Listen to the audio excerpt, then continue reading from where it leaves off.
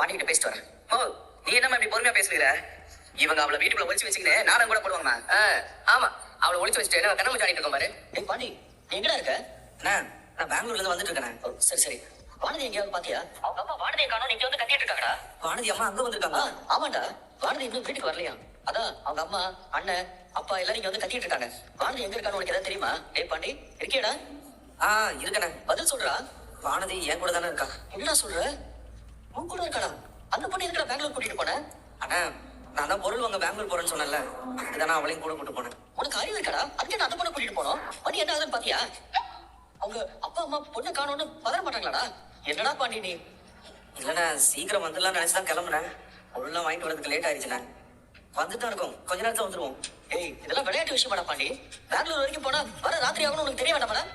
அந்த பொண்ணு வீட்டுல தேட மாட்டாங்களா? டேய், வானதியும் வீட்டுல இதை பத்தி சொல்லவே இல்லையாமே.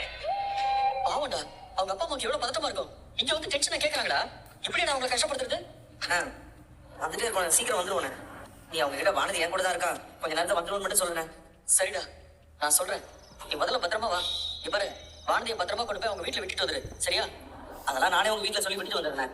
அவங்கள பதட்டப்பட வேணாம்னு மட்டும் சொன்னேன். சரி, நான் அவங்க கிட்ட பேசுறேன். நீ பத்திரமா வந்து சேரு. வச்சுறேன். பெரிய மனுஷன் வந்துட்டாருல, அவர் சொல்லுவாரு உன் தம்பியோட லட்சணத்தை. அண்ணே சொல்லு, வாணி கூட வானதி இல்லைன்னு சொல்லு அவங்க கிட்ட. சொல்லு. வருஷத்துக்கு அந்த பிள்ளைய கூட்டிக்கிட்டு பெங்களூர் வரைக்கும் போயிருக்கான். நல்லா இருப்பானாயா? யாரு கேட்டி அவங்க பொண்ணு உன் தம்பி கூட்டிட்டு போனா? அம்மா, பாண்டி வேலையா பெங்களூருக்கு போயிருக்காமா. அப்போ வானதி தான் கூட வரணும்னு அவங்ககிட்ட போய் கேட்டிருக்கு. சீக்கிரம் போயிட்டு வந்துடலாம்னு நினைச்சுதான் அவன் கூட்டிட்டு போயிருக்கான்.